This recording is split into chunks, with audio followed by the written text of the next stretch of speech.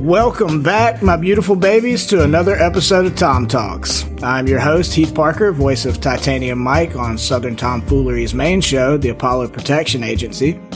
I'm joined, as always, by my brother in pods and our dedicated GM, Adam Kelly. How are you today, my man? I'm doing pretty good. Pretty good. Thanks for asking. Yeah. So today is a special episode of TOMTalks, as it's the first episode of TOMTalks in which our guest is not a cast member. We have with us today a friend of the podcast and our newest Passel Pal, Brian Fuchs, or as those of you in our Discord may know him, Old Scratch Johnson. Hi. So how's the day treating you, Brian? Today is treating me pretty darn well, I would say, and it's even better because I'm about to start drinking. So yeah, nice. I just cracked my first beer of the evening as well. Well, what's been going on today? You guys just been chilling? You have work? Yeah, I had to work today. It was a good day at work. Then I had a good weekend, which was yesterday. Yeah. How's the praline business? It's sweet. Yeah.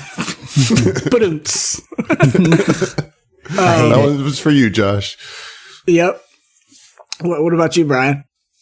So I'm a PhD student, and so for me, work comes in waves. And recently, I've been looking at the big tall wave of getting ready to propose for my thesis. So, but had some meetings with some people who are going to be on my committee today, and I got more scheduled for later in the week. It's all going pretty smoothly, all things considered. Well, I mean, yeah, it seems like a really good idea then to take on this new project with us.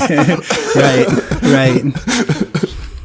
That we're here to thank you for taking on this project with us, because that's a hell of a wave to crest. But I have faith in you, Brian. You're going to do just fine. Yeah, and I mean, congratulations on the progress you've made and are making in your PhD. Thank you.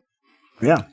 I did not work today. I've been chilling, getting ready for TOMTalks and listening to a bunch of Unknown Mortal Orchestra. You guys listen to them? Mm-hmm. Yeah. I never heard of them before. So what is that?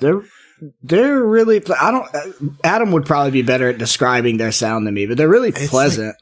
It's like, I don't know. It's like prog funk, but it's not either of those. No, you know what I mean? It's like, very it's not hard for me to call it funky. funk. Yeah. But like, there's funk elements to it, and there's it's hype. That's what it is for sure. It's like it bangs, you know. Even that is like hard to say because like they're very like smooth a lot of the time, and like it's a weird like pleasantness with an undertone of darkness a lot of the time. Yeah. But very like a lot of electronic sounds, but they're quite obviously a band, not like an EDM group. Mm-hmm. They're cool though. I mean, like I had been familiar with like 4 or 5 of their tracks, just from work and other places. And today I was just listening to random songs and heard one of their songs. And I was like, I want to do more work on like getting familiar with them. So I just went to the classic Spotify. This is Unknown Mortal Orchestra, and just started that from the beginning and listened for like an hour. Did you find any new walkout music among no, that? they're not what I would ever use for walkout music, and not for boxing. Mm-hmm. I've always said it's funny. I've made the joke lots of times. Like if I, Heath, had walkout music for like boxing or wrestling or something like that, it would be the Floozies. Because they're just super hype. And before that, it was Lettuce. Yeah. The funk band Lettuce. Are you familiar with any of those bands, Brian? Not at all. Nope. Well, you learning today. All right. Yeah, looks like we got some extra homework on top of all this for you. Oh, good. All right. That's what I needed. Here, let me add it to my list. Yeah, I was going to say, I'll send you a playlist or something. Absolutely. I'll listen. Cool. Well, again, thanks for being here, Brian. Like I said, it's the first time it's been a non-cast member, but this is a special occasion because we're unveiling a new project for our Patreon Still listeners. Keeping it in the team. You know what I mean? Yeah. Well, that's why we made him part of the team. So we made the announcement several days ago that Brian would be joining the rank of Passel Pal as a friend of and contributor in some form or fashion to Southern Tomfoolery. We let the mystery behind that decision simmer and build for a couple of days because we just can't pass up an opportunity to build a little drama or tension. And then we just announced our newest Patreon project titled Titanium Mics Fight Rock, which will allow patrons to make or select a boxer and participate in a boxing match against Titanium Mike. And personally, I'm super excited about this, as you would expect. And we're going to get into some details surrounding Fight Rock in a bit. But I was going to first give Brian kind of an opportunity as our newest, kind of contributor to the pod to tell us a little bit about yourself. You told us you're a PhD student. Mm-hmm. Yeah, so right now I'm basically in Atlanta. Technically, I'm in Roswell, Georgia, which is a northern suburb of Atlanta. But I'm originally from Iowa. Grew up there most of my life. Moved down here maybe 4 or 5 years ago. And I guess in terms of my involvement with tabletop RPGs like this, I actually don't play too many of them, but I've developed an enthusiasm for TTRPG podcasts. And I met the Southern Tomfoolery guys at Dragon Con last year. In fact, my first username drop was in TOMTalks 4, I believe, your post-Dragon Con one. Yes. Because I gave Adam a gift. I have it right here. Nice. Well, that was actually going to be my next question, was how did you come to learn about Southern Tomfoolery and join the community? And I already knew, of course, that we met you at Dragon Con, but I was going to let you or Adam chime in and kind of tell that story. Mm-hmm. Yeah, I mean, we were at Glass Cannon Live, right? Mm-hmm. Yep. Yeah, let me think here. So me and my brother made custom shirts for that one, different references to the show. And I think it was actually Emily that tapped either me or him on the shoulder and asked us about the shirts. And then that started off a whole conversation. You guys told me about Southern Tomfoolery, and we had a little bit of back and forth on what your podcast was about and everything. And then fairly soon after Dragon Con, I started listening regularly. Was it one of, I believe Adams told me the story recently. Was it Brian or one of Brian's friends that kind of made you reevaluate how you would pitch the podcast? Oh, it was definitely Brian. He, we were still early on in like trying to get this out, beyond just our friend group. I think at this point we had been a podcast for 3 months, 4 months, something like that.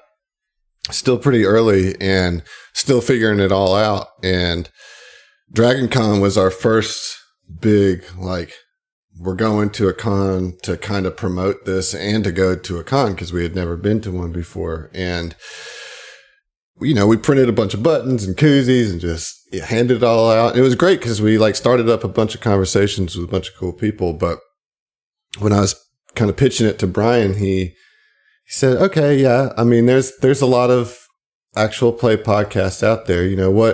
What is it in particular about yours? What is your flavor that should make it go to the top of the list or something like that? I can't remember exactly what you said, but it was along those lines.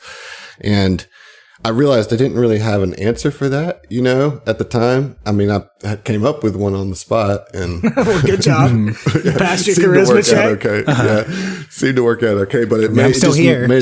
Yeah, right. But it definitely made me think about it and be like, okay, so what is going to be the thing that makes it us, And here we are. If it makes you feel any better, I had taken at least one shot of Fireball, probably 2 or 3 before we talked. So I can't remember what your answer was either, but good enough that, here I am now. So yeah. See, it was funny because at that show I had such a different experience because I barely talked to anybody for the whole show because I was so hungover from the day before that I made myself go and take a shot and then nurse a couple of beers the whole time. And I sat on the farthest outside seat. So I was like, thank God some of the other STF people are doing some networking right now. Fortunately, I ended up giving away probably way too many buttons. Yeah, well, I mean, I still have too many buttons, so like, I think you're fine. Okay. So Brian, you said you don't have a lot of experience actually playing TTRPGs. Have you played any at all?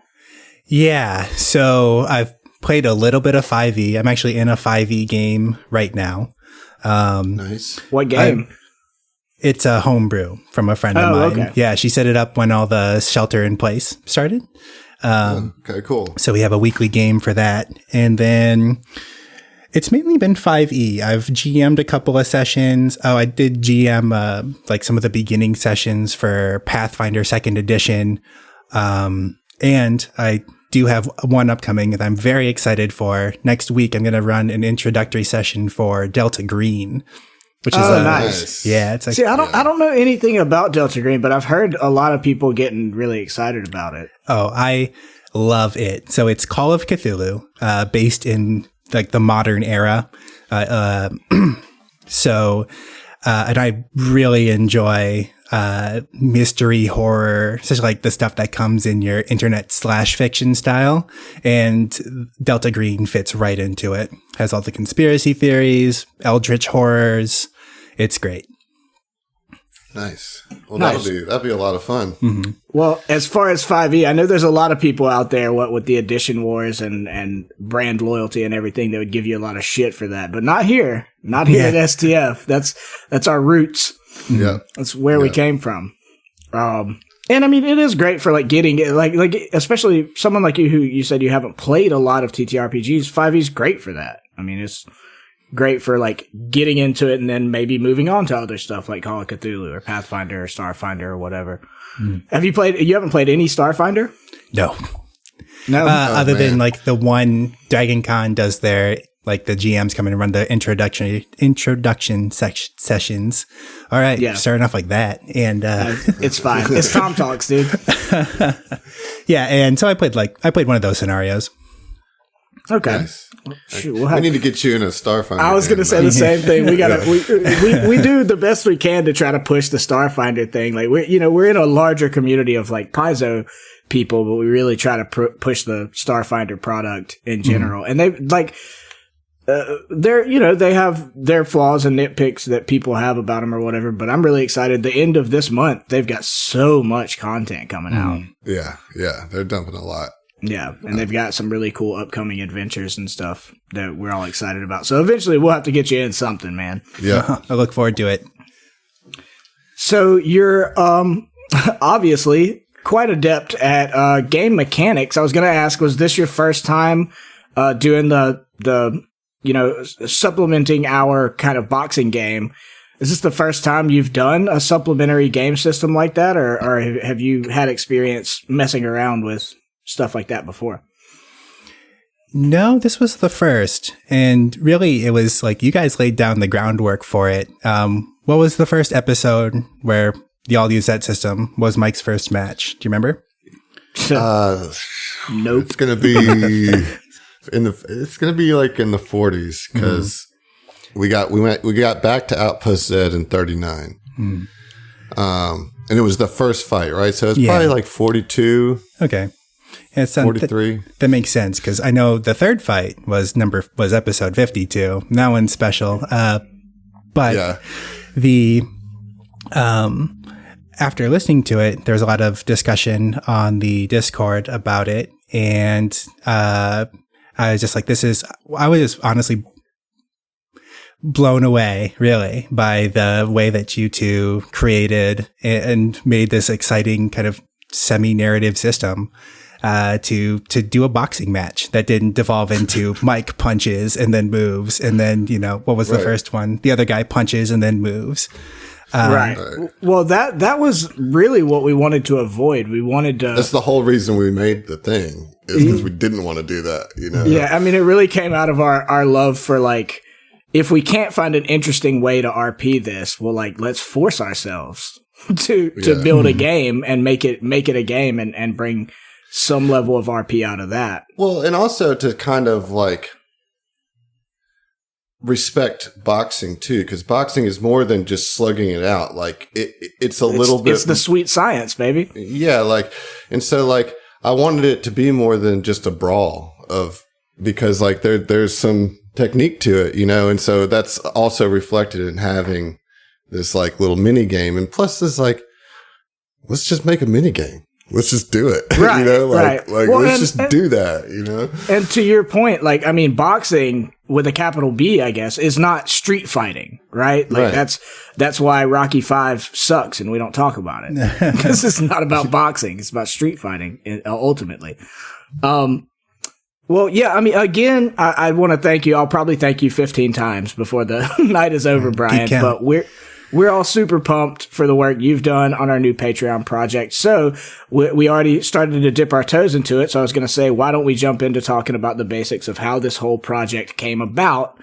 And then later we'll get into like what it is exactly and some of the details.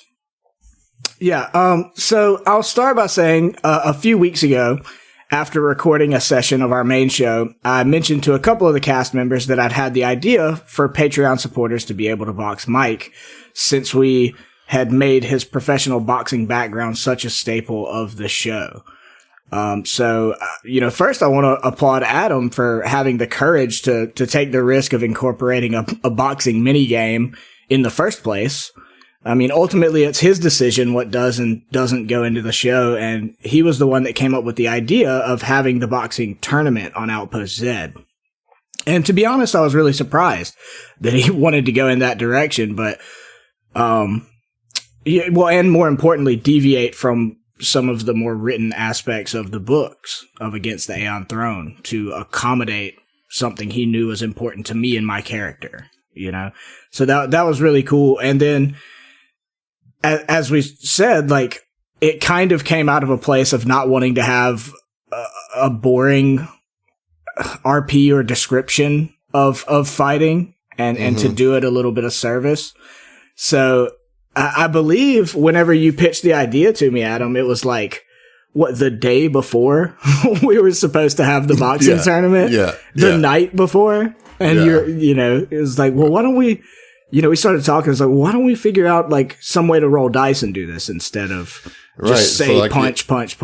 Right. I jumped in Excel and started like putting some numbers together, but I needed you to like tell me what the boxing moves were and like how they work and what should do more damage and all that kind of stuff. And like we banged that thing out that night and then like did 3 different matches that night before we, the first match took us an hour and a half to do. And I was like, ooh, I don't think we can put this in the episode. But like, that's when we were still figuring it out. And like every move that we did was like very meticulous and like, okay, this is how this works or whatever. But we ended up getting it down to I think 45 minutes. And we're like, all right. Something like that.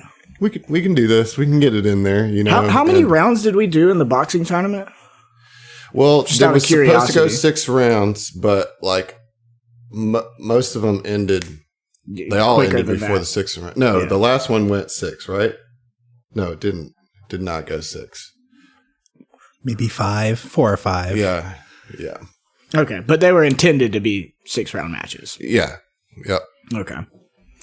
Yeah, well, but it was just funny to me. Like, he brought that idea up the night before, and we both just like got into it. And we're like, yeah, let's do it. And fortunately for both of us, I mean, like, I'm already a big fan of boxing, anyways, but also. I was a big fan of the Fight Night boxing games, so I had a little bit better grip on like how to look at these things in terms of statistics. Right. Yeah. And in those games, I mean, like in boxing, you have X amount of punches, but like in those games, you can add points into those punches to make them more powerful and stuff like that. So I at least was like not hesitant to jump into like making it a game or not a video game kind of thing, but making it a game of some kind. Well, we got it out and we got that rough first draft out for that first fight. And Brian, you heard it and you decided to run with it. Basically. I remember like after the episode came out, I think I love the fact that it was there. And then I just thought, but at the same time, that first version of it is pretty basic. It's roll the highest score, buy the highest punches you can, and then, do your defense as well. And so, I thought that there might be a way to make it a little bit more strategic. If you incorporated different moves into it, things that incorporated, not just having to buy damage essentially, but incorporating some risk as well. Right. Where if you failed, there was going to be a punishment for you. And that's, for example, that's where some of those moves came out of. Right. Like the haymaker. Haymaker and straight counter. Yeah. Are the big additions. Yeah. But like it adds drama to the match. You know what I mean? Mm-hmm. Like you said, it puts some risk to it and gives you options. And as soon as there's options, then there's different ways to play, you know? Right. Well, and that's what makes it a more balanced but a more interesting game as well. It's like if not everybody's not working on the same just dice rolls. Like there are other stats and factors that can make one boxer better at things than another. Mm-hmm. Well, I think that's what you guys have been working on now for this iteration. That's what we're still working on. Right.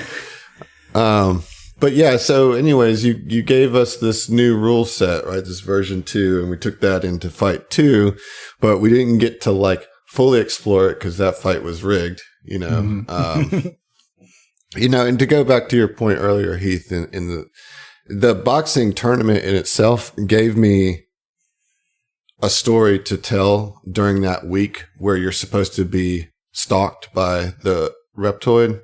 You know what I mean? And so like, I didn't, it's too obvious if all of those events happen back to back to back, right? Okay. So like it's day 2 and Ziva has an issue with her chamber, and okay, then we get together in the next session. It's now day 5, and this, you know, I wanted something to fill in those spaces that could, you know, or it could serve as a distraction, and I don't say that in a demeaning way. No, like intentionally some cover for this operative to work in. You know what I mean?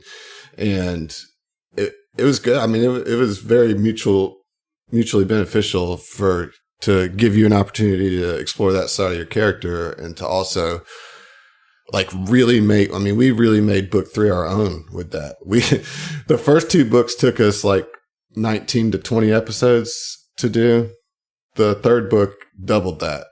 You know, which is something that I've said in the past, like I'm super proud of, like, cause I want to stretch it. One of my only kind of nitpicks with Starfinder is that I do feel like they move so much faster than Pathfinder. I haven't played Pathfinder, but based on the podcast I've listened to, right? Mm-hmm. Like, and the books themselves are shorter.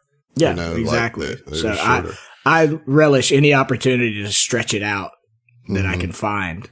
I did want to ask Brian, though, since you, at the time, weren't even a Passel Pal, you were a listener, and you helped us with the boxing game or whatever, but as a listener, and I guess this is going to come off as me fishing for compliments, but all right. Like, how did you think the addition of the boxing tournament worked out? Like, did it vibe with you as a listener? Like, do you think it was as successful as we perceive it to be?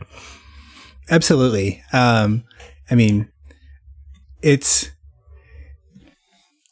I asked Adam, right, the question that we talked about, like what makes your podcast special, and to be willing and able to add an entire section that focuses on one character's development, but also in a way that, you know, advances the story in some ways is, I mean, I don't know how many non-homebrew podcasts would ever think to do that. And so on top of that too, the fights themselves were exciting. Adam and Heath, you did a great job building up the hype for each fight and like kind of continuing it through the music and then the actions and the things that all the characters were saying.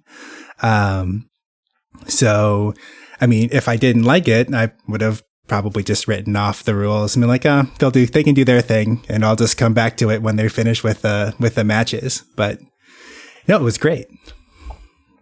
Sweet. Well, I'm glad that, because we were really excited about it, but there's a certain degree of like, when you're inside of it, it's hard to be objective, right? Mm. So, I mean, I think Adam and I particularly are always looking for like, well, what did you guys think?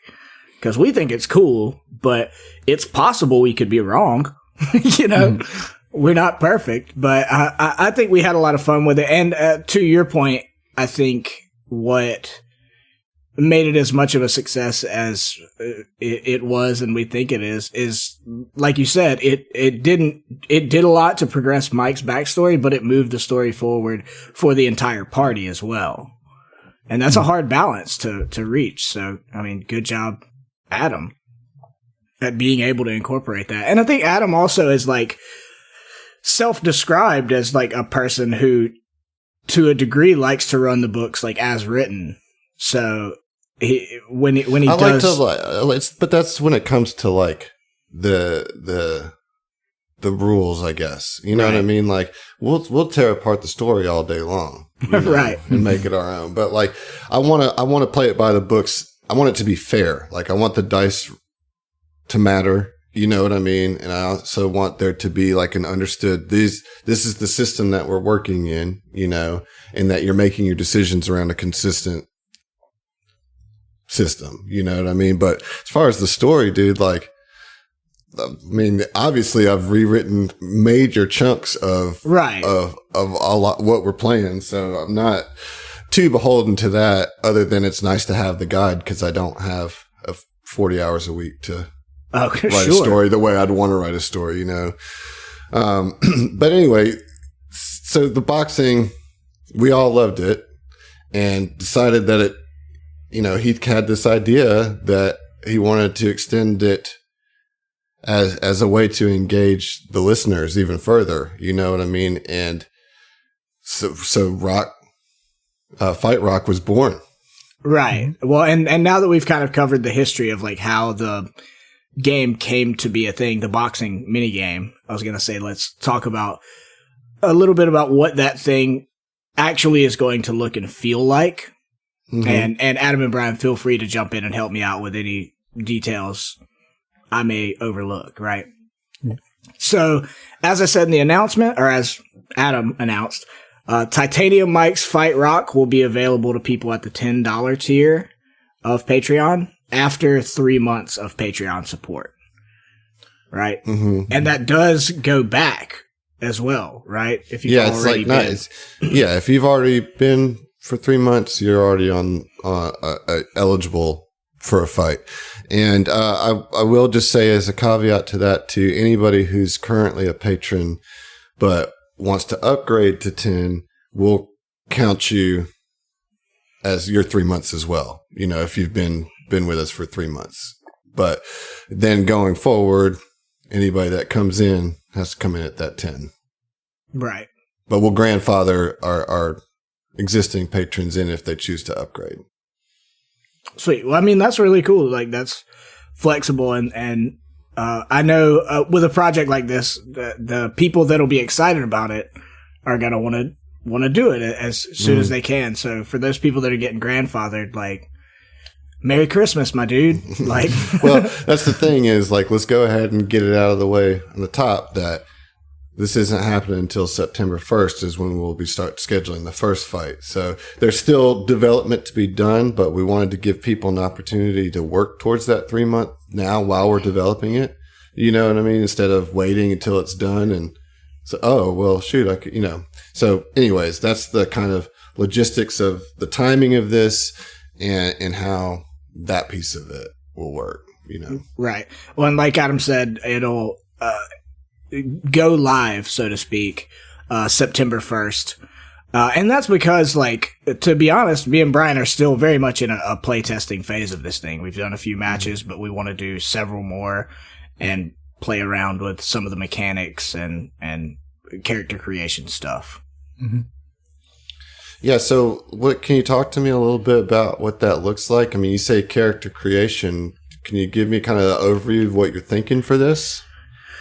Yeah. So the idea is, if you're a Patreon supporter for 3 months, you will be eligible to make a character and, box Titanium Mike, right?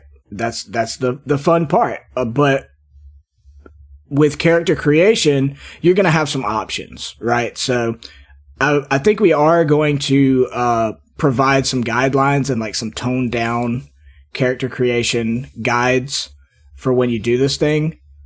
Because the simple fact of this project is this is a mini game. This is not an AP. This is not playing the game proper. So people are going to have to understand that there is going to be a certain amount of limitation that comes with this thing, right? On top of that, too, I mean, not everyone's coming in with a lot of character creation experience, and that can take a lot of time, even if you have helping things like Hero Lab or any of the other programs that are out there. And not everyone who gets a chance to be part of this minigame maybe wants to spend all that time on it. So by making the guidelines, making maybe this toned down way, we're hoping to make this more inviting for people to be part of the project. Right. And they will have another option as well. Yes, we're going to have a couple of pre-generated characters as well, that people can choose from to box. And we'll try to give them like some different backgrounds, different races. So you should be able to find what you're looking for, even if you're not making a character. So yeah, that sounds pretty slick. I mean, what if, can you give us a little teaser taste of what some of the options might be? Sure. So some of the characters are probably going to be a little bit more strength based. They're going to be able to throw more punches per round. Some of them will be a little bit more defense, or maybe they'll have higher constitution scores, more hit points. We're looking at maybe incorporating some other mechanics into it regarding feats or race or class that people pick, but those are still in development at the moment. Cool. Well, I do know we still have to build a few more pre-generated characters, and kind of the idea that I had and discussed with Brian is to have maybe 5 or 6 pre-generated characters. So if you don't feel like spending the time to create a character, which is completely understandable for something that you're only going to get to do one time, have it kind of like you're in the menu of a Street Fighter game and you can pick 5 or 6 different options that their flavor fits the kind of thing you want to do as far as build, or just the kind of race, build combination that you'd like to have. I know one of them that Brian has played around with is an android, right? Mm-hmm. An android operative. I'm planning on building definitely a half orc of some kind. Okay. And we're also looking at maybe an uplifted bear. But like I said, we've still got to build several more pre-generated characters. And we do want to have some fun races and stuff in there. Kasatha is another one I was playing around with, which is has such interesting implications for boxing with having 4 arms. Mm-hmm. Well, I personally can't wait to see what you guys come up with. I know that you're still working on some things. I know a couple of things you're working on, but we're going to keep that behind the curtain for now. What from the boxing that's been on the show can we expect? Is it going to be just run like the same rules that are on the show? Have you guys developed anything beyond that? I'll take this one. So it's going to be, the base game is definitely going to be very similar to what everyone heard in episode 52, with a similar set of punches and defense moves. But we're looking at adding, so I recently wrote up the idea for a fatigue system. Like if you lose a certain amount of hit points, maybe your punches start becoming less effective. And we're also, like I said, I think a lot of the variety might come in some of the character options that we're looking at as well. We'll kind of see how this develops over the next month. Heath and I have a lot of play testing to do. But I think, it's going to be a little bit more fleshed out than what you heard in 52. Cool. So Heath, I'm a patron. I've been a patron for 3 months. September 1st, I want to schedule a fight with you. What can I expect from that experience, overall? So, September 1st, when this thing goes live, we'll look at our list of patrons, who are eligible, and I will start sending out some communications with them to try to organize it. And because we're factoring in that some of the people are going to want to create their own characters, it's going to be obviously kind of difficult to like, I reach out to you and we do the boxing match the next day. So, we'll have to organize times and be a little bit flexible with that, but we'd like to get, what 1 a month or 2 a month done is kind of the goal we're shooting for right now. So at that pace, we could hopefully knock out our backlog within a few months. But, what it'll look like is I'm going to reach out and get in communication with the people on the list, find out where they're, what they're looking like time wise, and find out whether they want to create a character or if they just want to check out the pre-gens. And then we're going to have, mostly courtesy of Brian, some deliverable documents that give you kind of the guidelines and like what you need to worry about for character creation and what you don't need to worry about, because the fact is the game's not going to incorporate like every little skill that there may be, right? So kind of a toned down character creation process to streamline it a little bit. And then once we do organize a time, I was going to let Brian kind of tell us what your role in this thing is going to be, because you're going to get on a call, a Discord call, I'm assuming, with me and Brian to do this match. Now, you're going to be fighting Titanium Mike, right? So what are you doing, Brian?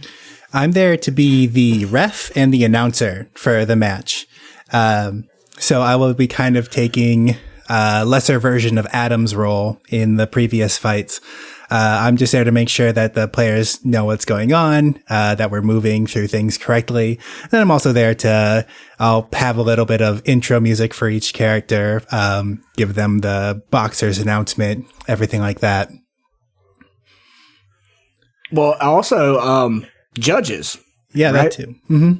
Yeah, so we're working on codifying the judging system to make sure that kind of fits in with the boxing rules as well. And I think we got a pretty good setup at the moment. I don't want to reveal too much, but I think if the matches don't go to a knockout, then we'll have a pretty good way of picking out the winner for that fight. Right. And like he said, we're keeping a little bit of this under wraps because we don't want to, we start play testing a lot. We don't want to, reveal something and then end up changing it just because we also love to build a mystery. Yeah, that's true. This is true. I will say that we have play tested a few times, and like Brian said, we have worked on a system for judges if the fights go the distance, right? That is fair and incorporates the numbers of the thing as opposed to just Brian saying who he thinks is the winner, right? Because if I want to stay hired, I'd have to pick Heath every time, and so I'm not in charge of that, my man. We've split that so you don't have conflict of interest there. Heath hasn't hired you. That's my role. That's what I'm serving in this, is the arbiter. Right. That's probably for the God best. Damn it. That's probably for the best. But to that, I will say, as far as some of the more like numbers related stuff, that what we're looking at is 7th level characters, 7th level fighters.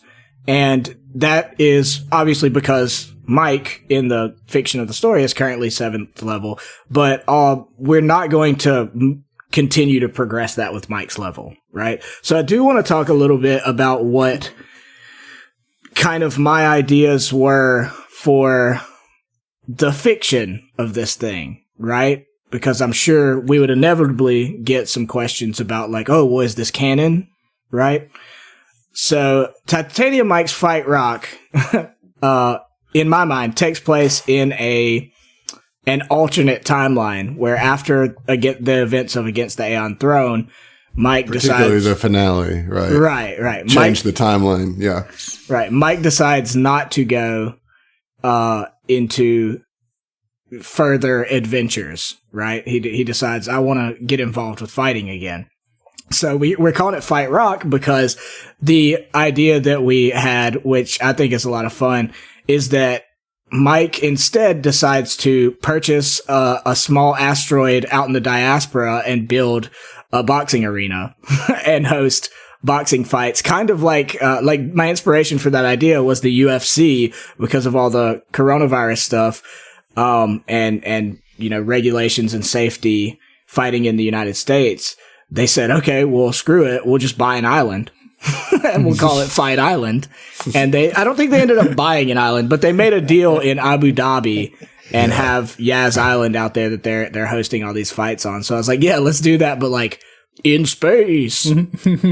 Right. Fight rock. Yeah, fight rock. So that's the fiction of the thing. It's like we're in an alternate timeline now where Mike is sort of a boxing promoter / fighter, So does that Mike still have all the memories from Against the Aeon Throne?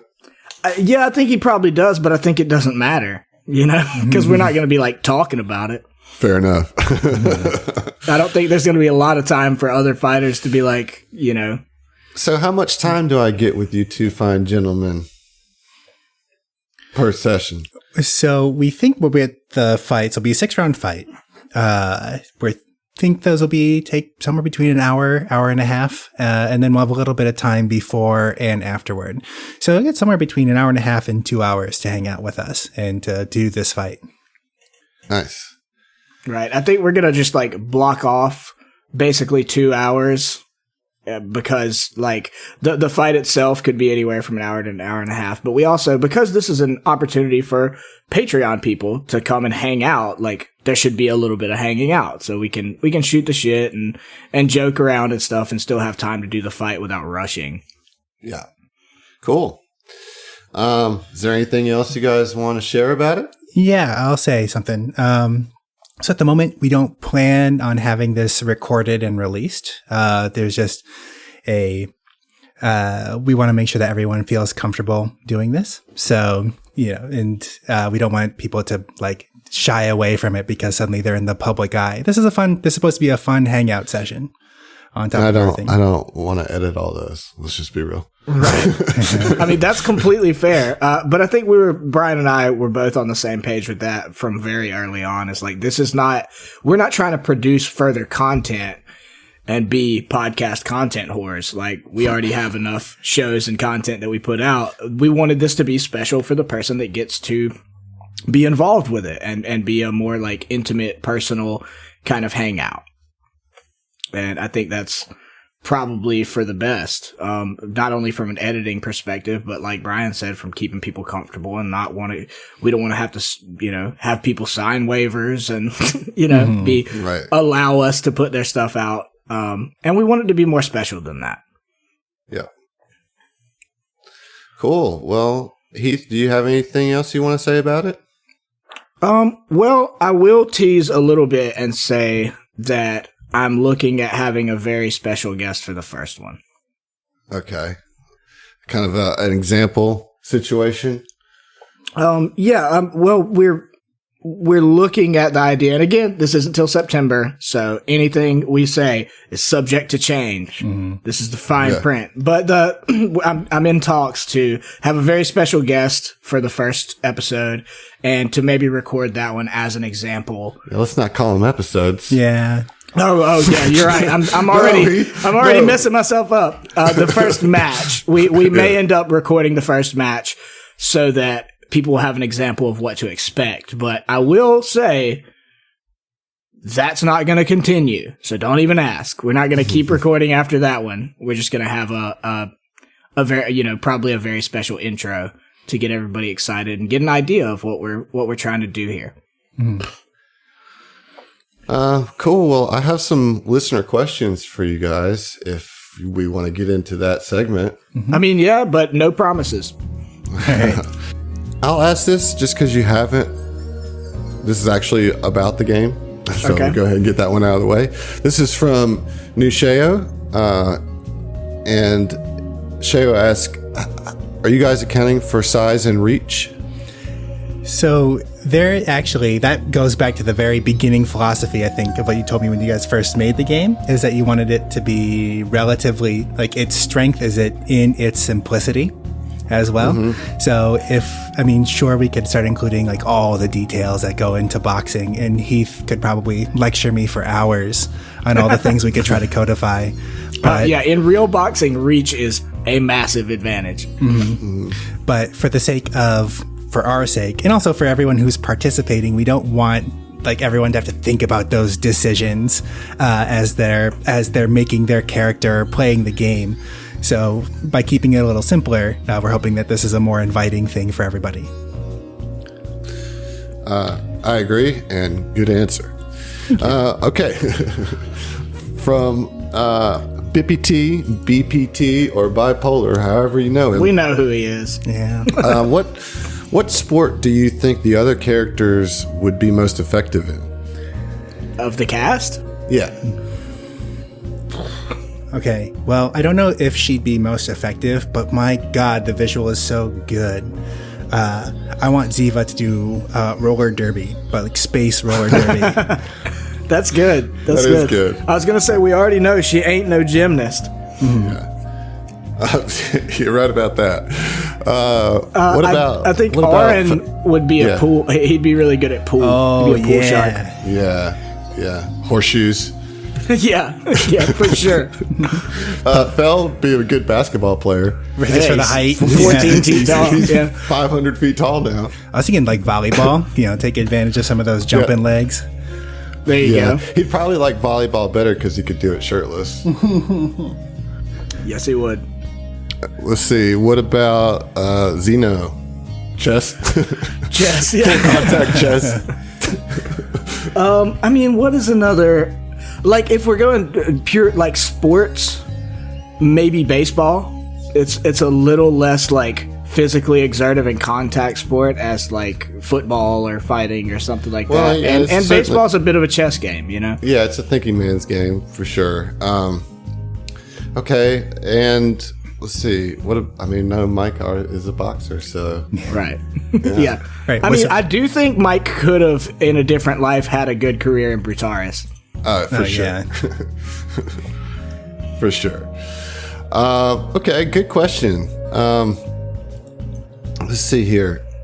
So we have another one from BPT. And he asks to you, Heath, would Mike ever be open to moving into the MMA market after a couple more feats? I think if we're looking at the fiction of the thing, if Mike had continued with his boxing career and become like a champion and a household name, he probably... I wouldn't put it out of the realm of possibility that he'd pull kind of a Conor McGregor, Floyd Mayweather, maybe switch over... get that big money, All right. I have one more question, and I'm not really sure what kind of answer you're going to be able to give, but this is from Sir Newt. Sir Newt asks, really, I assume you'll go pretty in depth about how you made the rules. Yeah, we did that. Potential rewards, punishments for Mike? I don't know about that. I have one more question. I assume he means for winning or losing the fights. Maybe. I don't know. It just says potential rewards / punishments for Mike, etc. Okay, so yeah, go ahead. Yeah, Brian. you said this before, Heath. It's not in the canon of the show. So right. we've gone to parallel universes at this point. So the only punishment to Mike is Heath's pride. Right. Honestly, the good thing about this game, and because we want it to be such a as much as I am competitive and like to win, that's not my primary focus here. My primary focus is to have some cool experiences with Patreon people that they might not otherwise have had the opportunity to be involved with, right? So honestly, it's kind of a win-win for me. If I lose, that means you get to win and you feel awesome and get the brag chip of I beat Titanium Mike, right? We should put a disclaimer on the send outs, on the deliverables, Brian. About Heath at the moment. Just be warned. Yeah. I'll write that down. Make sure you add that in the fine print. Yeah. This is a hangout. I'm gonna be sweet. Yeah. So he finishes that whole question with, "What's next?" And That is I'm a gonna very assume vague question. well, I'm going to assume that means, okay, we've announced it. What happens between now and September 1st? What can we expect? Like, will there be any release of the rule set before September 1st? No promises. I'm not going to say anything related to exact dates. Right. I'll say we'll release it when we're ready to release it, with the latest time being September 1st. Right. September 1st is the definitely when it'll be released by September 1st. Yes. Well, and I hate to be like a horrible curmudgeonly capitalist, but like it doesn't really behoove us to release the full rules to everyone, so because then they can just go fight each other. You know, like That's true. Come fight me and give me more money on Patreon. I will say the rules are out there currently in the Discord for episode 52. So if you want to use that, if I can absolutely, you should. Those are obviously there's no copyright anything on this. There's no lawyers that'll be coming after you. Yeah. It's because we don't have enough Patreon subscribers to afford lawyers. That's right. That's going to be the next tier. Is we're going to that's the next tier, lawyers to sue you guys. That's right. That is it's a perfect definitely not true at all for any lawyers out there. We're not trying to sue our Patreon people. Yeah, no. Okay, so what's next? September 1st, we start reaching out to our APA patrons. Is that right? That's what's next. On September 1st, we'll start reaching out to everybody to see who's interested in setting up a match, and we'll go from there. As far as what's next for the whole project, who knows? You know that we love to expand, but we're going to expand if and when we can, and how it makes it feasible, because this is, as we said at the top of this, Brian is a PhD student, so there's some time to think about, but we like to keep it open-ended. Got to get through version 1.0 first. Right. And I mean, again, to be the capitalist in this thing, like the goal here, obviously, for us on the financial end is to get more people to jump up to that $10 tier. So obviously we want more people, but we also don't want to like bog ourselves down so much that it's impossible to get to all the fights. Right. And that's something we may have to, worry with in the future as it goes on. But, as it is now, we think we'll be able to, within a reasonable amount of time, accommodate everyone who's interested. Yeah. But it's going to be very hard for us to like try to push it to where we're like doing multiple episodes a week kind of thing. Like that's just, we have, lives. He's a PhD student for goodness sake. And we have the show and everything else too. So, all right. Well, I don't want to end this on a downer note. So, tell me, Brian, what are you most excited about for this project? I am honestly I think one of my goals for this, for sure, is to bring an experience that is like just as good or better than what we heard in episode 52 or any other ones before. Yeah, if it's not better, you're fired. All right. Well, oh man, and the first one's pressure is on. Okay, first one might be recorded too, so there's no getting around this one. I'm really hoping that the people. My goal is to make it so that the people that participate in this have a good time, and want to keep following the podcast at the very least after we are done with our fight. I'm happy to be part of like the lesser family, the second cousin of the Southern Tomfoolery family. Well, we got to come up with a better name than Lesser Family, but that feels degrading. Yeah, we're glad to have you for sure. Heath, what about you? What are you most looking forward to? Oh, I mean, like I'm just really excited to be able to hang out and play this fun mini game with people. And I mean, obviously, like I have a lot of interest in boxing, anyways, and also have a lot of interest in RP and Starfinder and stuff. So for me, it's just all the best of all those worlds. I get to hang out with people shoot the shit, maybe drink some beers, and compete with them in this game that we've created.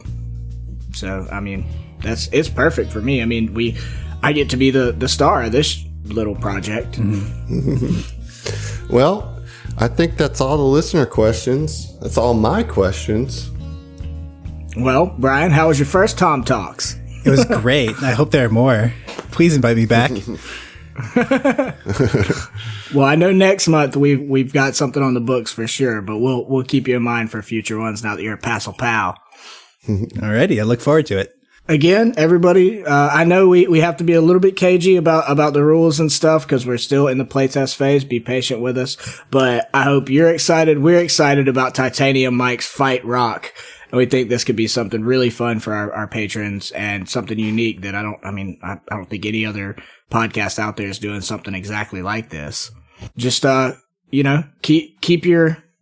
I was gonna say keep your ears out. It's not how that works. Keep your fists up. Sleep with one ear open, folks. Right.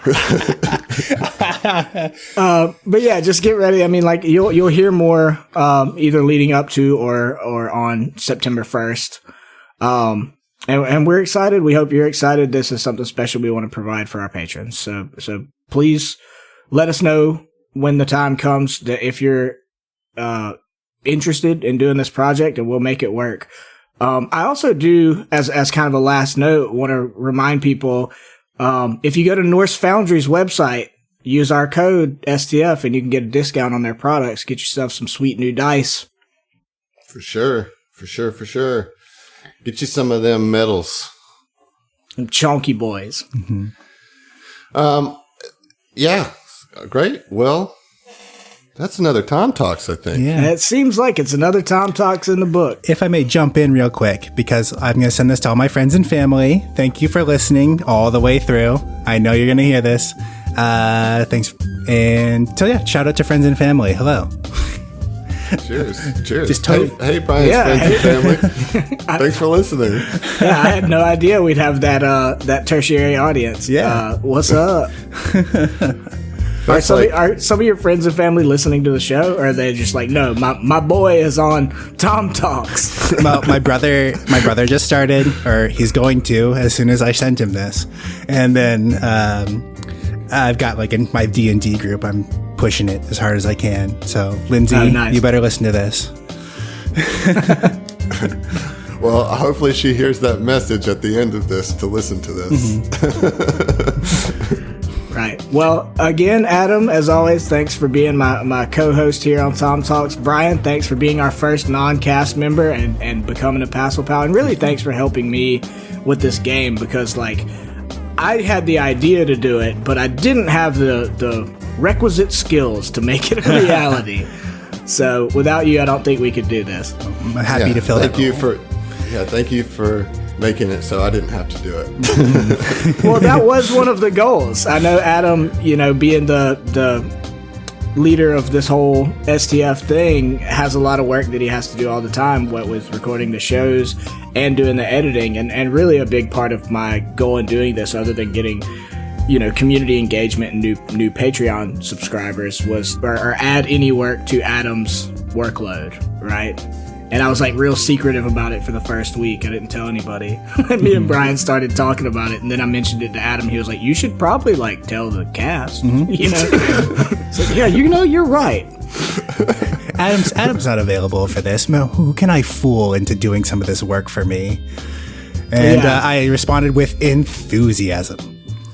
Well, I mean, I'm glad I drunkenly reached out to you about it.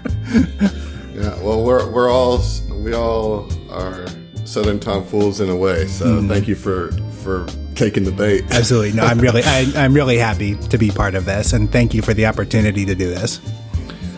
And thank you to all of you that are patrons right now. It's awesome. You've made a lot of things possible.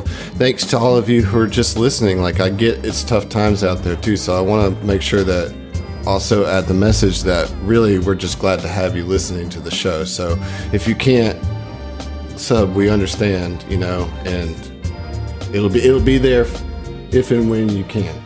But thank you all for listening and being a part of this greater thing to where we can add somebody like Brian to our actual family, not our lesser family. And, and I can't wait to see where it grows from here. So Go back to your broom closet, Brian. Okay. you hear that? You hear that?